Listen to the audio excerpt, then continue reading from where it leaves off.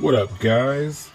We are living in a day where another Adonis review is coming into existence, and today I will do an old classic called One Piece Burning Blood.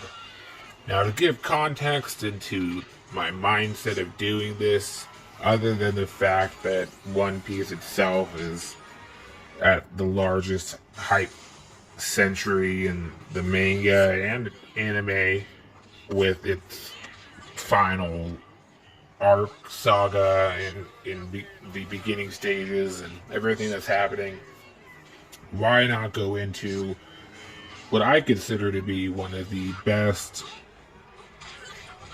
screen fighting One Piece games there are? Now, to give back context, just to have a mindset of where I am, to give you advice on an action fighting game, I, in my entire life of anime styled fighting games, have only really ever enjoyed Dragon Ball Z ones like Budokai, really culminating until, Budokai Tenkaichi, where I thought, it was at the highest rank of awesomeness, and Budokai Tenkaichi 3 being kind of the tip of the iceberg of greatness for me. And then I kind of felt like everything after that was just the same thing, rehashed over and over again, which wouldn't be that big of a deal because that's what they always did. But the graphics never truly expanded with the generations after that. So it kind of felt like we were getting essentially the same graphics with the same game, and they're just stealing money from us at that point. Except for games maybe like Jump Force or what have you, that has a combination of people and actually did kind of have more realistic graphics, but with a shitty game. I digress. Anyways, so then we move into One Piece, one of the biggest animes ever. And I thought, well, if I can enjoy a Dragon Ball Z game, fighting game, and I'm trying to get friends to play it, and they don't play Dragon Ball Z, well, what's the difference between trying to get a friend to play One Piece fighting games with me? They don't watch that either, so whether it's Dragon Ball Z or One Piece, they should be able to enjoy it the same. And even when I first played this game, which it came out originally in 2016, and I probably got into it around 2019 perhaps, so it felt old to me then. It holds up, and I think to this day, if you look at any One Piece games, they really haven't recreated a fighting game like this in One Piece. They have their story ones that they made, like Odyssey, but they've never actually made a fighting game that's specifically kind of just to fight the characters together. And, to be honest, I think they did a fantastic job with this one. The graphics obviously hold for what you have. You really can't par it for anything else. The greatest thing is that they really, it's a behind the shoulder third person type of fighting game, and they give you a good amount, of character roster. I believe, could be, I'm just fucking completely making this up, maybe 50 characters, with that's including like some DLC characters.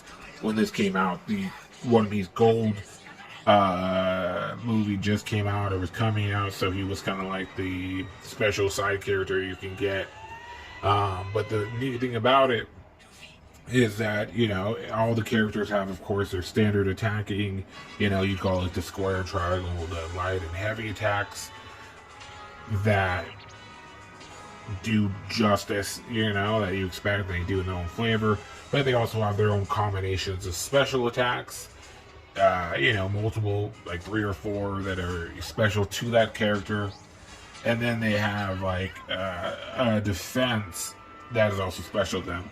Like with normal characters, you can press a button and perhaps they go into armament hockey, or they become fast and can dodge, or with Logia type people, like if you play with like the light guy, or play with the Lava Admiral or what have you, they'll actually go into their Logia form and be untouchable in that form because they're intangible material at that point, and unless you have your character go into Unreal Hockey or have a power that can counter that.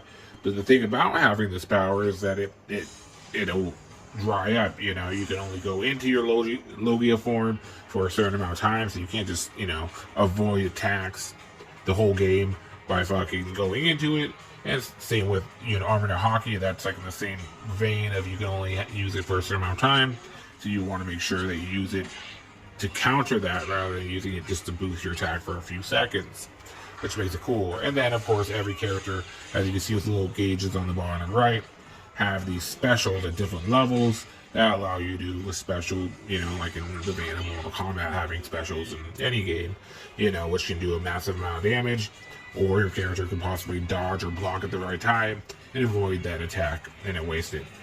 So, not only, does it have all the normal tropes you would hope in a fighting game of having characters and their abilities, but I am personally a fan of the over-the-shoulder third person rather than, side-scrolling 2D kind of fighting. I like where you can kind of run around the map and do attacks and specials, and each character has multiple specials that give you a wide variety of kind of how it would be to use them. And they even have characters like Shanks where it's like, where the fuck did you hit these moves from? Because we've never seen him fight in his fucking life, especially when this game came out.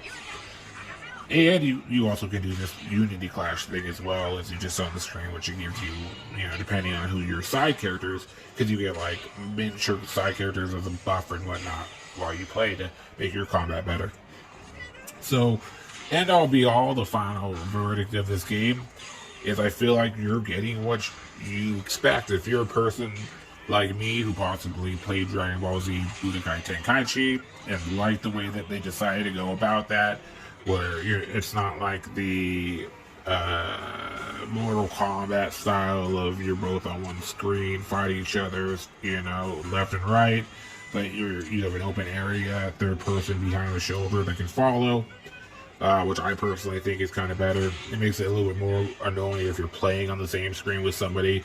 But, if you're just playing it by yourself, I enjoy it. And I still think it works even when you are playing with somebody. So I think it's a great game to get back into or get into with a friend. If you're looking for a game to play with your girlfriend or something. They don't even need to play One Piece, I feel like, to enjoy it. And maybe they'll get into One Piece if you get lucky enough. You never know. But it looks good. It's got a good price. You get the extra DLC characters. And for all you dirty boys out there, there's a variety of swimsuit versions of the female characters, because why not? So, if you've ever, for some reason in your life, this day of 2024, for fucking no reason at all, wondered if you should get this game, or maybe, you've been looking for a game that's not Mortal Kombat to play with a loved one, consider this one. It's a great deal. It's old now. I would say you probably shouldn't spend more than $20 on it. Probably like a $10 game, $15 max. But it's definitely still worth it. So, if you do end up getting it and liking it, let me know. If you don't like it, let me know why. Later, guys.